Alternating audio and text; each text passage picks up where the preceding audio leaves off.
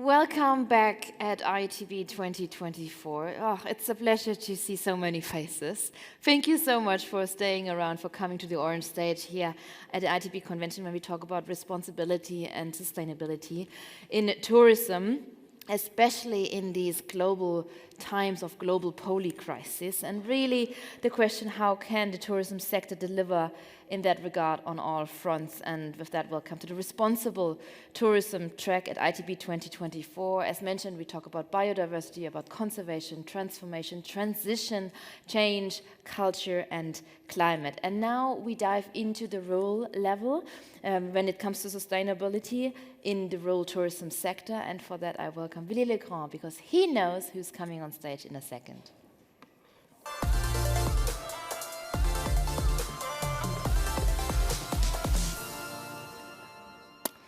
All right, yes, thank you so much, Katie. Now, moving on, we know that tourism holds a significant economic importance in rural regions, and in turn, that really drives the force for to actually work on protected areas.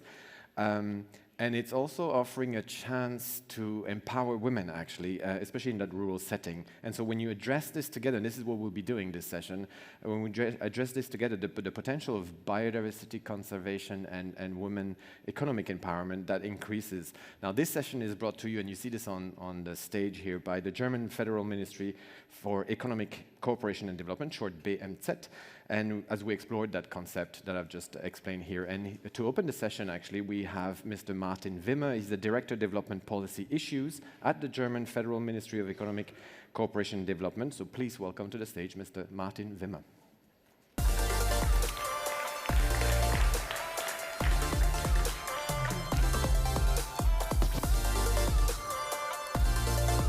It's great to have you.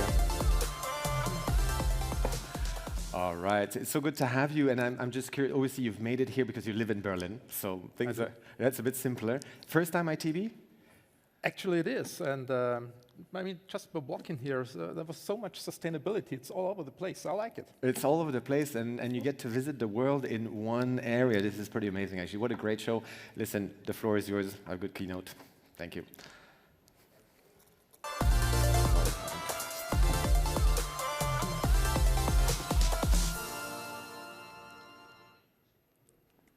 Wars, coups, terror, pandemics.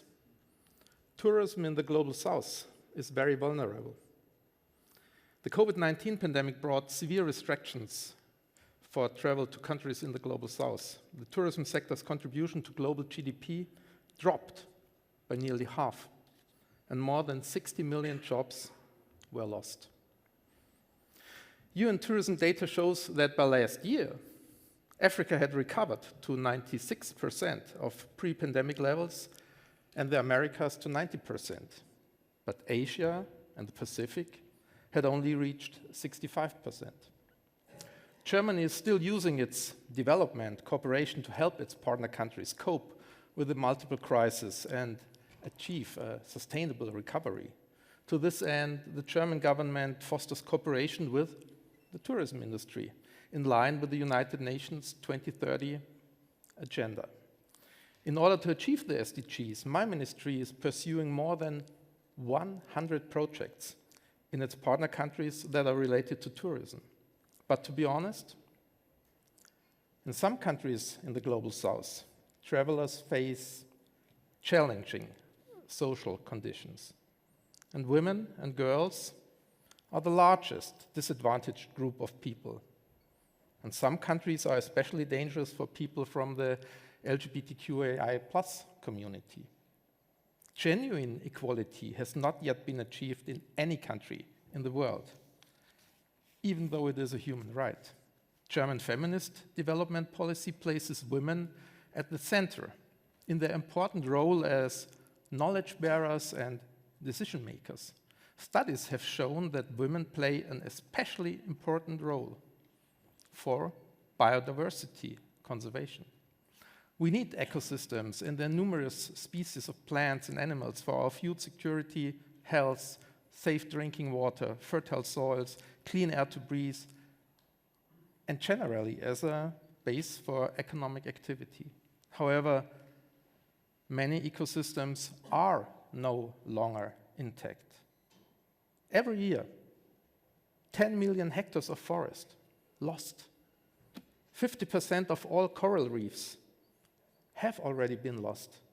Every day, up to 150 plant and animal species disappear from the earth. Be it in the Namibian desert, on the Mexican coast, in remote areas of Albania, tourism in our partner countries often takes place in rural areas, where it is particularly dependent on intact biodiversity. Sustainable tourism development always includes viewing biodiversity conservation as a basis for economic development, and simultaneously using tourism as an important source for funding for biodiversity conservation. Environmental, economic, and social sustainability can never be viewed in isolation. Our industry offers many opportunities for women in rural areas. Jobs in the tourism sector are easily accessible. This gives many women a chance to find employment in the services sector regardless of the training they have had. Tourism gives workers access to training. This means career opportunities for women in middle and senior management, all the way to top leadership positions. For example, our Center Stage program, which was set up jointly with UN Tourism and UN Women, works both with national tourism agencies and with private sector players to improve the environment for working for women workers. Participating enterprises have made a commitment to introduce target ratios for women in leadership positions, guidelines for maternal leave, and to adhere to the principle of equal pay for equal work. Jobs in rural tourism enable women workers to not just increase their incomes, but also improve their social and political situation. In our partner countries, tourism is often organized at the municipal level. It close ties with public authorities, facilitate and increase these opportunities for participation. And thanks to its unique structure, the sector provides many opportunities for entrepreneurship and economic independence, especially in combination with environmental, climate-friendly, and sustainable solutions. Tourism offers ideal conditions for this, for instance, by employing women rangers and guides for protected areas. It is for this reason that our ministry considers tourism to be a key sector for the advancement of both feminist and socio-ecological transformation goals. We want to encourage you to take targeted action to empower women and develop sustainable structures that strengthen biodiversity. More than half of all Germans have already visited an emerging or developing country. Let's build on that. Thank you.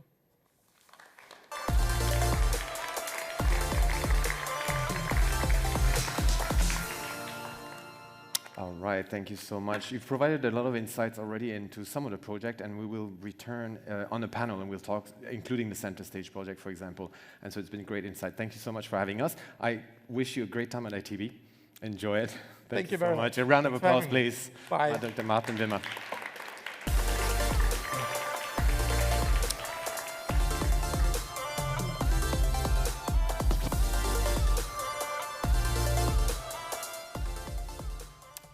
Right, Xenia, you're back. I'm back. Welcome back. Following Mr. Wimmer's keynote, in fact, we'll actually shed some lights on that, what he was talking about, this interaction between women, economic empowerment, rural development, and biodiversity conservation. This is what we'll be doing with this coming up panel. Actually, I'm quite excited about it. And what a timely discussion, because tomorrow's International Women's Day. Plus, in Berlin, it's been declared a public holiday, which I think is a really interesting aspect of it, and therefore this discussion is even more timely. Yep. Before we start, please remember you can submit questions via Slido. We have a QR code for those of us joining us remotely, or for those of you in the room, we can also take questions afterwards. But now let's welcome a very exciting lineup of experts with some hands-on experience of what it means to bring women and biodiversity together. We have Anna Grodzki, who's the Managing Director of Matoke Tours. We have Dr. Nicole Häusler. She's a tourism consultant and visiting professor at the University of Sustainable Development here in Eberswalde. We have Joost Neumann. He's the Director of Program for TUI Care Foundation. We have Burugul Sultanova, and I hope I've pronounced it properly. She's a sustainability advisor for GIZ in Kyrgyzstan. And we have Ben Owen joining us remotely from Madrid, who works for UN Tourism. So welcome to our great panelists.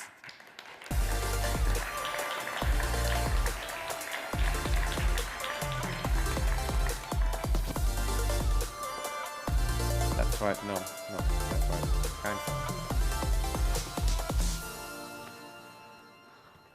All right. So let's see if we have Ben. Perhaps is Ben, are you out there? Yes, you are. Hello, everybody from Madrid. Hello, Ben, and welcome. Can you confirm you can hear us properly?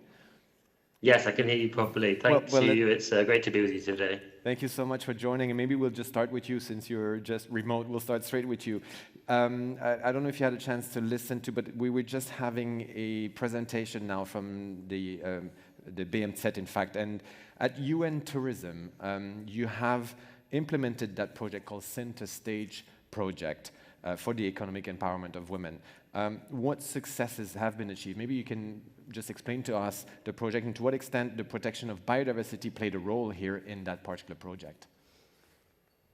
Yes, thanks so much, Willie. Yes, I was listening to Mr. Wimmer's speech, and very good to hear the Centre Stage project highlighted there. So the Centre Stage project we implemented in collaboration with BMZ, GIZ and UN Women in 2022 as a response to the COVID-19 pandemic. The overall objective of the project was to put women centre stage of tourism development as the sector came out of the pandemic. And I'll go over now a couple of the successes that we had that from our perspective, are key, not just for women's economic empowerment, but also for the protection of biodiversity. And so the first actually was mentioned by Mr. Wimmer, was that the very base of the project, the key to its success was bringing the right people around the table. In each of the countries where this was implemented, we had the government, we had, as in with the Ministry of Tourism, we had tourism businesses, and we had civil society organizations, academia, all working to implement common actions, activities, and follow, to hit common indicators. So that was really key to the success of the project, and it's also key when we look at the protection of biodiversity. You have to have all strands of our sector working together if you want to really affect change moving forward. So, for example, during the project, the government was making a change to the policy that was making it more gender transformative. The businesses that were involved were then directly aware of that. They were able to rely on the support of the civil society organizations, who were also able to lobby other businesses to implement that change, advise the government. So having all three of those groups in working towards a common goal was really key to the success, and I think is for the protection of biodiversity as well. Now, second was gender mainstreaming. In all of the countries where we implemented this project, the government is now implementing what we call gender mainstreaming. And this is also called for, I think we'll get to conventions on biodiversity maybe later, but gender mainstreaming is the United Nations official strategy for achieving gender equality. And we also United Nations under the COP and under the Kunming-Montreal framework calls for all future development, urban planning, infrastructure development to mainstream biodiversity protection as well. So what this means is, in gender mainstreaming, for example, is when you are going to develop a new aspect of your business, when you're going to introduce a new policy, you first of all assess what the implications will be for men and women differently, and try to design your policy or design the way that your business is expanding or developing in a way that doesn't exacerbate existing gender inequalities, and in the best case can actually work to close the gender inequalities that exist. So this is also, the United Nations recommends, calls on all member states to implement biodiversity mainstreaming, and that is one of the successes we had. Finally, was data. This is easier to explain. In the countries where we worked with the project, they were not the data on women's economic empowerment in the tourism sector wasn't available at the beginning of the project. Working with them in collaboration with central banks, in the case of economic empowerment, we're able to then produce data on how many women were employed, how many women were self-employed, informal employment, levels of employment, etc. And so I think for biodiversity as well, if we want to protect nature, we can't do it without knowing what's going on out there. And so I think the production of data is key. Thank you. Perfect. Thank you so much, Ben. And maybe we can turn straight to our panelists here, because there's a good link to you, Anna. You're a DMC, and you're based in Uganda. But you also have a project, and one of the projects was Empowerment for Development. And that was a German Development Corporation, but this aimed really at employment, right? Employment promotion, first of all. So what did you achieve, or what did you work on, and how did that contribute actually overall to the protection of biodiversity in this case, and also women economic empowerment? Maybe you can explain a little bit. Right, sure, I'll be happy to. So as Matoko Tours Africa, we were an implementing partner under the GIZ E4D program for tourism skilling in Uganda. And under this project, we were able to co-develop and implement a training program specifically for female tour guides.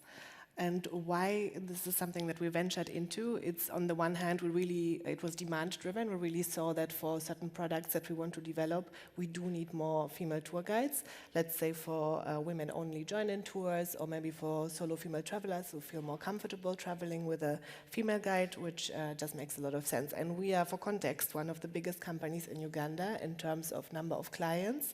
And from a network of around 50 tour guides that we work with on a regular basis, I realized we had one contact we could call if we needed a female tour guide.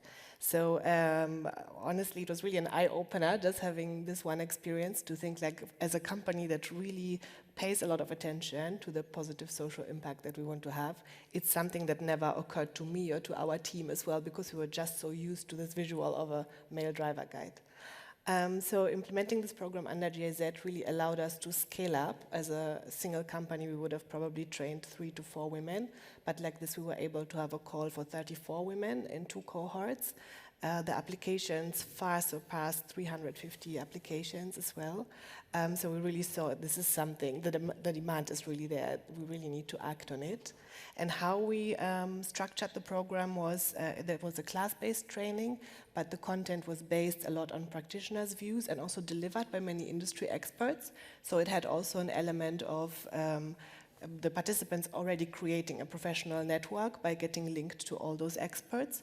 And there was a mentored internship element in it as well, where they were able to join on trips with different tour operators as well. So basically, we just tried for them to have a very diverse and rich experience, and also a mentor available for them, since it's, well, being a trailblazer in the industry, it's very difficult, and you have certain challenges that you are facing. So we really gave them the support.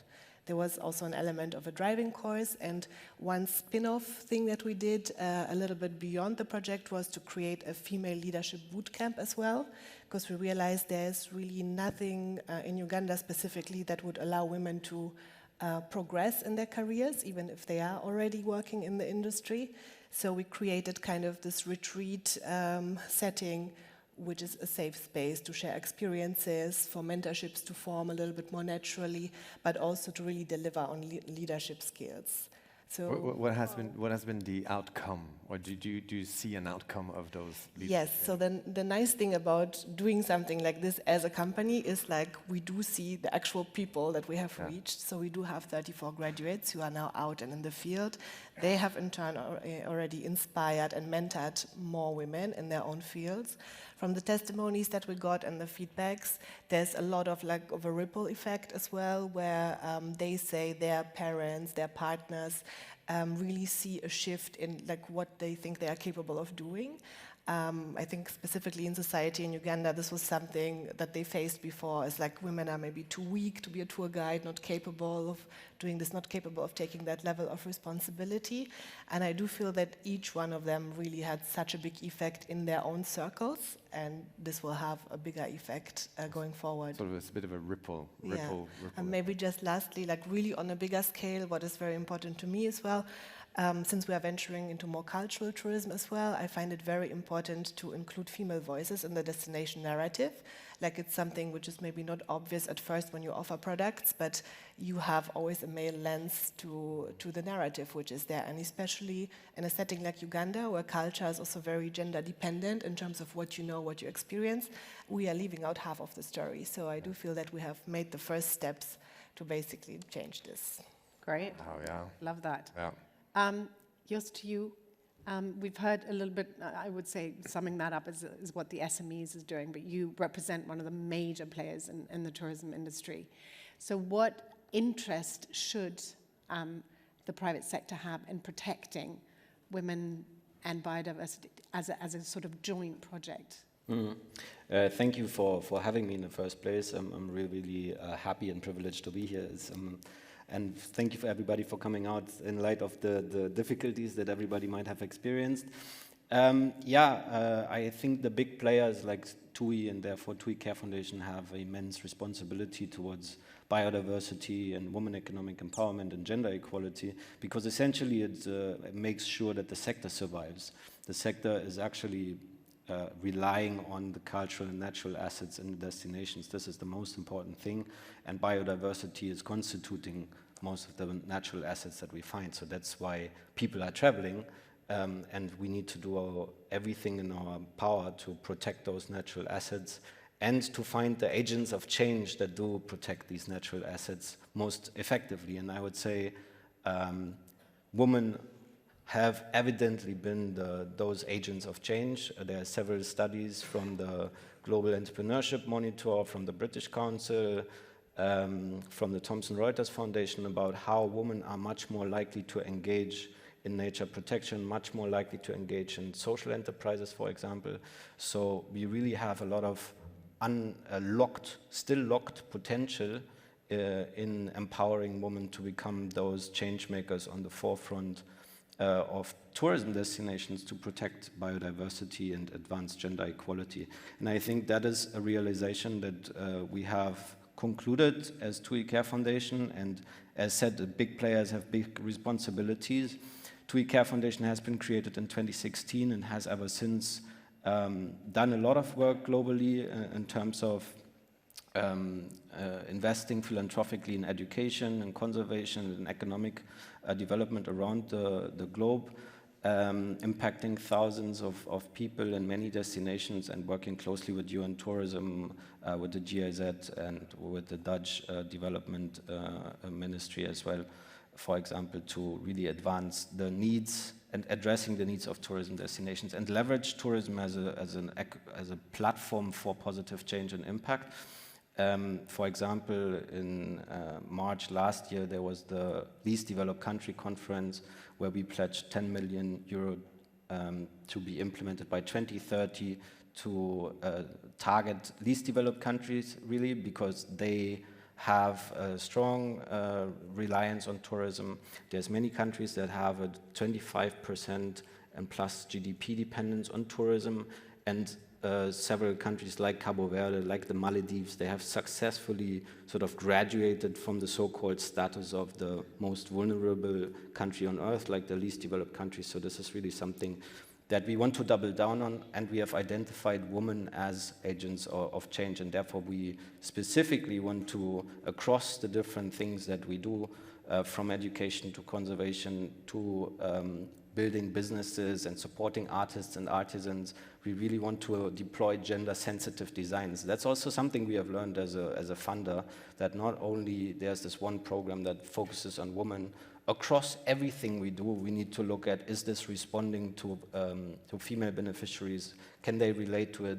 Is this something that is really unlocking them? And therefore, we have a lot of challenges. Access to capital for women is super difficult, access to networks and access to leadership positions.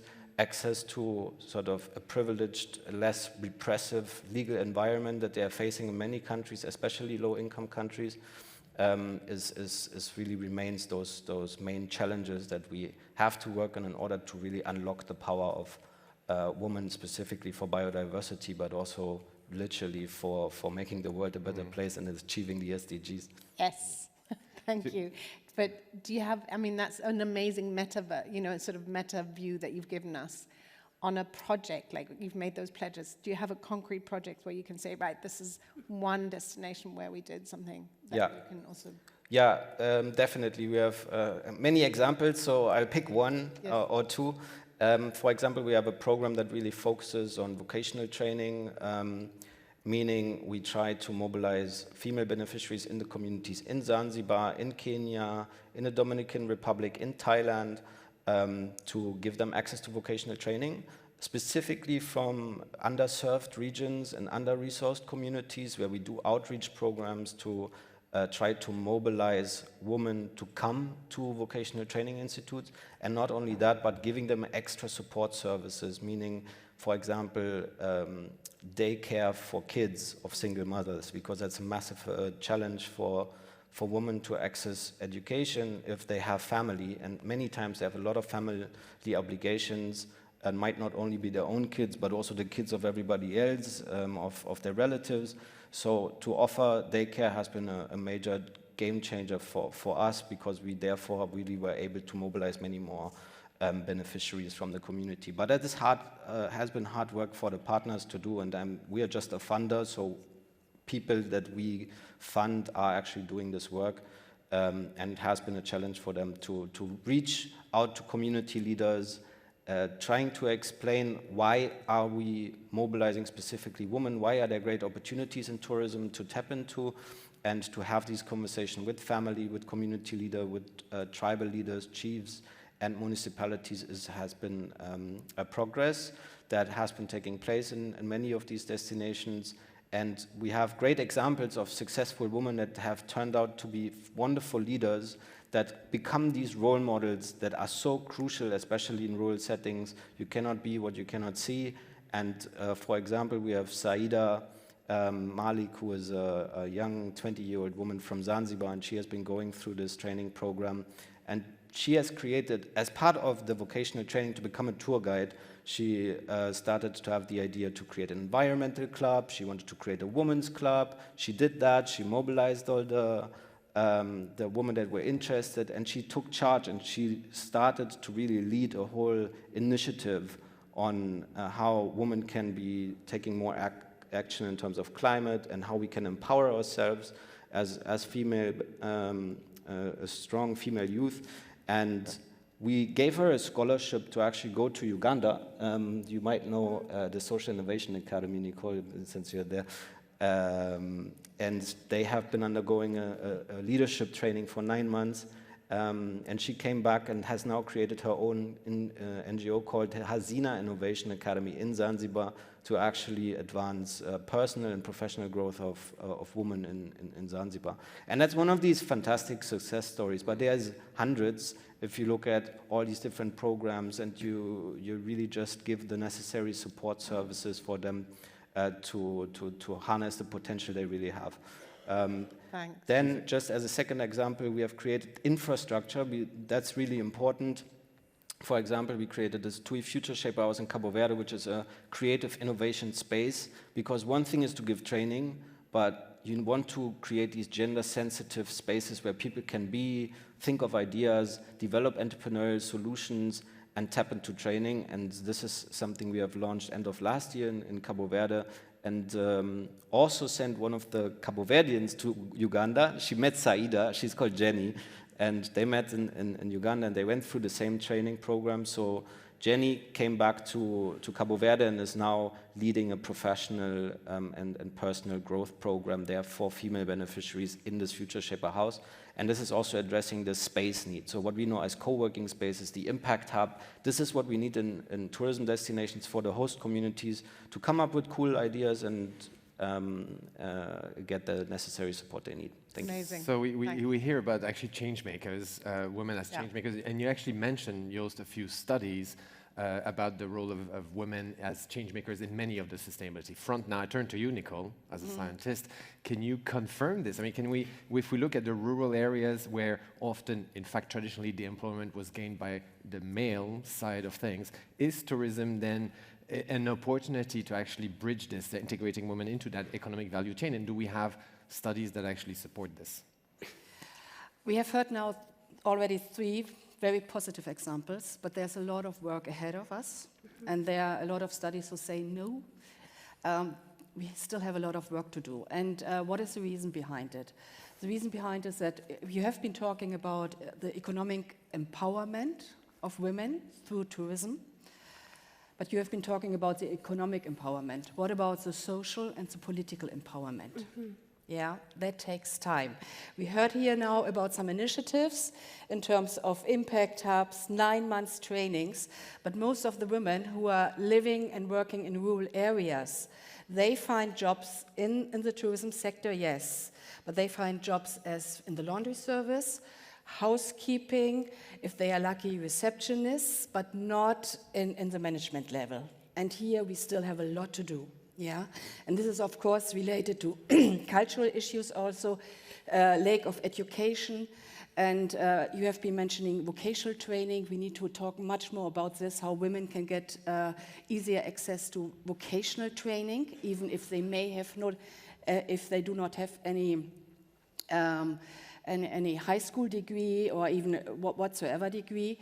We need to talk more, far more about divorced women, widows getting access to the hospitality sector, taking also a look at these women. Another topic I found, yes, there are in terms of female guides. There are positive examples all over the world. Maybe you will also talk about Nepal, I know, yeah, offering also a special tours for women by women. But the majority of women working in the guide sector work in the mass tourism sector, yeah? And we can all say, okay, they found their profession. But actually, what is not, has been hardly discussed about female guides and sexual harassment doing their work. And again, this is a topic we need to address much more. We have more and more also some field studies or research where we have found out that female guides who are traveling with groups are harassed by male clients or maybe even by their male colleagues. So if they have a day tour, it's fine, but if it's if they are traveling, we need to talk much more also for housekeeping, of course, for receptionists, about all these topics of sexual harassment. So, yeah, overall, yes, tourism is giving a lot of opportunities for women also in the rural areas, but we need to talk much more about social and political empowerment. So it's a blind spot. Let's not ignore the blind spot. Yeah, for sure. Yeah. Well, let's hear a little bit more from the ground. Well, you work for the GIZ, German International Corporation, in Kyrgyzstan. The Teskay Geopark, it's called, and the lake, you told me, Yizikul. Yizikul, okay, I'm getting there, is in the western part of the country. So traditionally, now tourism plays a vital role there. But traditionally, before tourism came into the area, what was this sort of relationship and the empowerment of women and biodiversity and nature protection? Yeah, so thank you very much for the question, and thank you very much for having me here. But I think it's really important to address the audience. What is the Geopark? I would say a little words for that. So I represent the Green Economy and Sustainable Private Sector Development Program in Kyrgyzstan, and we support this initiative on geopark development in Teskay, which is led by very enthusiastic women of that area, of this community, and which really complies with all of our indicators on leave no one behind, on job generation, on really supporting the local communities. The Teskay Geopark is a part of this whole UNESCO big initiative, and this is the mechanism where cultural and natural heritage is preserved with the elements of protection, education, and the highly active engagement of local communities. These values really comply with our program, GIZ program, and Your question was about what was the prior involvement of women in the sector. So prior to tourism development, women were mainly, they mainly took care of kids. They were mainly responsible for the maintenance of the household. But with the integration of tourism development in the Teskei South Shore area, women, they now represent 70% of the sector, which is a great result. And I'm really happy that this CARE initiative is led by ladies. And our support within development of this great UNESCO mechanism initiatives in that area entails development of geological and biodiversity and cultural heritage tour packages and the development of handicraft value chain. So I think that I would share the details about that a bit later, but there was a really good notion about the policy level, about the social aspects, and I would like to also really mention that on a policy level, our program is working now on the second transition of the country to the green economy, and we have made sure that Teskei Geopark, overall Geopark establishment is reflected on the green economy program of the country. So I think that with involvement of all important stakeholders in that area, the focus to ladies, to women working in the tourism sector would be strengthened, supported, and acknowledged. Amazing. Yeah. And so, because you just mentioned the handicraft as well as being one of the focus programs, and we heard this morning that actually clothes is also biodiversity, right? So the handicraft or anything that you do, any materials that you use, come back to nature. So talk a little bit more about that value creation. Oh, yeah. That's good. So all the handicraft value chain is part of supporting the cultural heritage of the area, and the handicrafts that women do, they are made from felt. So they're naturally like totally 100% natural wool elements, and they are not anyhow damaging the environment, and the overall production of the wool is made by hand, so no sophisticated vehicles that anyhow harm environment is involved. So that is why, like by supporting this initiative, by procuring the toys, by the way, I brought for everyone, so you could really support the really big philosophical and very meaningful initiatives going and led by women. That's fun. I would love to see some of that. Yeah, I brought for you too. I think I already gave to all the speakers, okay. And maybe some would also left, and I would give to some lucky people sitting in the audience. Oh, thank you. That's very kind. I'd like to circle back to, this was actually such a very interesting and positive experience. I'd like to circle back to Nicole, simply because you raised a few issues right there in the blind spots that we may have. You've mentioned a couple of them, the type of employment and the sexual harassment. I want to circle back to biodiversity in a way that, and this is where I want to understand whether the protection of biodiversity does not automatically go hand in hand with women economic empowerment, and the other way around as well, that women empowerment does not necessarily go hand in hand with biodiversity protection. The question is, what sort of framework, for all those blind spots, what sort of framework conditions must be in place? Policy, legal, structural, what is it that is needed? I think it's again what we have been mentioning. It's about policies. It's about stopping that women are overheard, about also what is their concept of biodiversity. We all talk about biodiversity, and I'm pretty sure we all have a different understanding of biodiversity. And go with an academic and a biologist into the forest, and he's going to explain you his concept of biodiversity. Go with an indigenous into the Brazilian jungle, he is going to tell you something totally different, yeah? And then go with a man and a woman into the forest. And for the man, for example, timber is a very important part of biodiversity because it's linked to construct a house, furniture, whilst women are far more interested in the plants around because this is how they are cooking their meals. So we need to understand far more in terms also of, if we talk about having more of these kind of connections, we need to understand far more also, if you talk about biodiversity, what is the understanding of women also in the region about biodiversity, And how do they see the linkage also between biodiversity and tourism, and how it can be voiced out much more than before? Yeah. So again, we are talking about politics and policy. Yeah, and I see and Ben, giving a voice. Yeah, and I see Ben shaking his head, so maybe I can go to you, Ben, at UN Tourism. Is this what we're talking about in terms of framework conditions? You are at the root of this in terms of policy. Is this what's needed from you, that framework conditions we're talking about, to move the topic Yes, forward? I was nodding my head, not shaking my head. You were nodded, sorry, yes. Yes, yeah. No, I completely agree with Nicole, what she's just said there, and actually at an international level, talking about frameworks, and what Nicole was saying there about the need to consider how biodiversity is seen, and mainstreaming a gender perspective into that. So at an international level, in terms of frameworks and policy, our guiding document at the moment from the United Nations is the 2022 Kunming Montreal Biodiversity Framework. There was quite a lot of press about it at the time. You may have seen it. Which is quite comprehensive. And what's interesting about it is, for the first time in terms of international biodiversity history, there was a specific target on gender equality, target 23.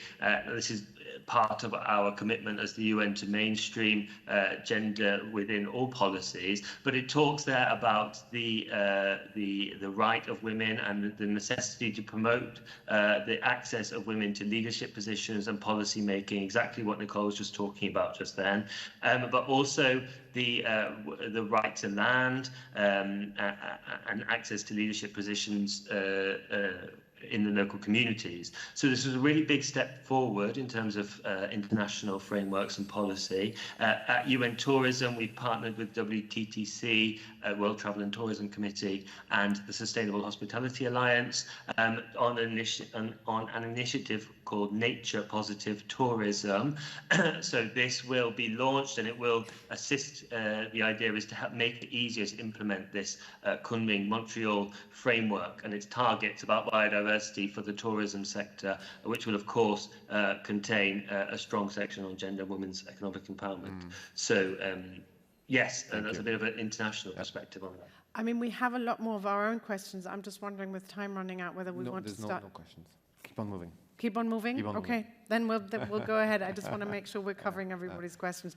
So picking up on Ben's point, Anna and Joost, do you see any more need? I mean, I think what the UN says, usually then it trickles down into other frameworks, but do you see need for any other policies, other frameworks from the work that you're doing to really further this collaboration of biodiversity and female empowerment?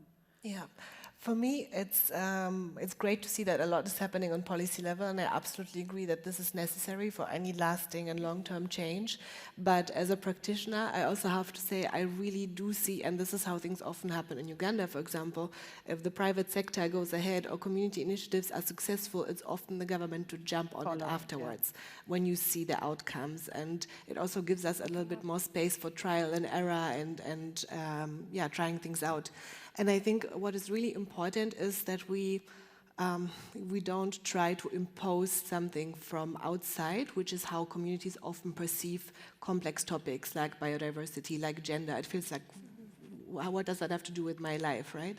So it's very important that we find an approach if we want to achieve something which is place-based, which really takes needs in account, like Nicole already mentioned, and we develop solutions from within, because this comes with a sense of ownership, and it's the only thing, in my view, that can have a lasting effect. And if it's supported by policies in the long run and more interconnected on a global scale, then this is really what we are working towards.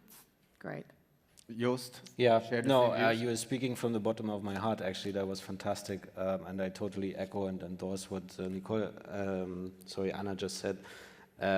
Because that's exactly it. I think we need to invest in civil society, in civic space, and really plant the seeds for communities to develop their own interests, their own demands in terms of gender equality, for example, instead of it coming too much top-down, sort of through the bilateral development policies, and, which is great, which is really important, but we need to invest in civil society, and we need to find ways to strengthen the communities and let them decide what they want and how they want to form their interest and voice their interests as well. So I think that's something that needs to go hand in hand. And I just want to say that the initiatives of bilateral development corporations are extremely useful for tourism to really unfold its power. So, for example, the GIZ and a Women Employment for Development program is really fantastic and is exactly speaking to what we have been discussing. So, and we will try to just blend into what other people have already established and how to address these challenges, because it's really important that we work hand in hand and not everybody tries to come up with their own solutions and reinvent the wheel, but really come together and following there the ministry and GIZ, they have worked on it. UN Tourism has so much data on it, so we try to play our part, understanding our role and our mandate in advancing these policies. I think that comes back to our overarching thing of cooperation, right, and collaboration. Question to you, where do you still see challenges remaining, the biggest challenges remaining as you go forward on that front? Oh, in terms of challenges, I think that there is still a very high turnover in tourism. And in most of the cases, tourism is considered, like tourism engagement is a very seasonal work. So, and my colleagues here have mentioned about investing resources into vocational education. So I think that's a key in supporting where local communities have a constant access to up-to-date trainings on biodiversity, on strengthening their upskilling. And this is what we are doing with destination management organizations in the country. So we are making sure that destination managements would be serving not only as informational centers about the region and overall promotion of the regional tourism, but also they would be serving as training centers. And I'm really looking forward that we would be able to like officially launch the training center this year, because we already tested all the trainings. We are making sure that all the trainings that are developed by other development communities, they are integrated into one place in destinations. So we are working on that. That's a challenge, but the challenge will accept it. And we are solving this problem jointly with all stakeholders. Yeah. Excellent. Yeah, a quick round maybe. Biggest opportunity maybe on biodiversity conservation. Joost, what do you see the biggest opportunity moving forward? And same to you, Nicole. Oh, yes, go ahead. I can be the first, okay? Sure. Yeah, I really wanted to make a direct connection between biodiversity and women empowerment, because this is the key and why we are here. Yeah. So by support, I have mentioned already about the concept of UNESCO Geoparks. So the concept is about protection, education, and sustainable economic development. So by supporting the value chain development, handicraft value chain development in the Teskay Geopark, women are not only just doing the handicrafting, the toys and other crafting elements, but also they are providing education to local people about cultural heritage. They are educating the guests about cultural heritage and why the place has this very international significance. And also, we also have micro-district reserves where hunting was not prohibited for a really long time. But now the hunters, they've been adjusted, and now they are serving as rangers and they're protecting the area. But their households, like wives, they also have to support the households. So by integrating them into the value chain equation, they would be also generating additional income and will be more motivated to protect the area and cultural heritage of the place. So here is the connection. Biodiversity is very important. Super. Thank you so much. In very short words, I'm being told that we have to go. So in a very short words, super fast, Joost, biggest opportunity. Let's unlock the power of women together, really, especially for low-income countries, especially for underserved community, especially for the rural communities. And I would encourage everybody to reach out to me, because we don't know how to do it necessarily. We need everybody to help us and be a team. Thank you. Perfect. Thank you so much, Nicole. for the projects, if they are focusing on this triangle, biodiversity, tourism, and gender equality, we need sometimes more time. Yeah. Because a lot of these projects are just for 1 or 2 years, and you can't change the mindsets within 2 years' time. We need more time to do this. Got it. Yeah. Anna? For me, it's about well-being for everyone. We need to create thriving communities. This is the only way we can still continue to do tourism, and this has to do with biodiversity and income streams for everyone. If their basic needs are met, then we can work on everything else. Excellent. And Ben in Madrid? Last word. 2 words. 3. 3 words. Put women in the driving seat. Our Best Tourism Villages initiative will be showcasing that on our social media. Some excellent initiatives of women in rural areas that are working using tourism to promote biodiversity. And so put women in the driving seat, and create a space where women are able to be in the driving seat. Good Wonderful. hashtag. Yeah, Put absolutely. women in the driving seat. Yeah, excellent. We've reached the end of the panel. I'd like to a big round of applause, please. Anna, Nicole, Jos, Gul, thank you so much. And Katie, back to you, please.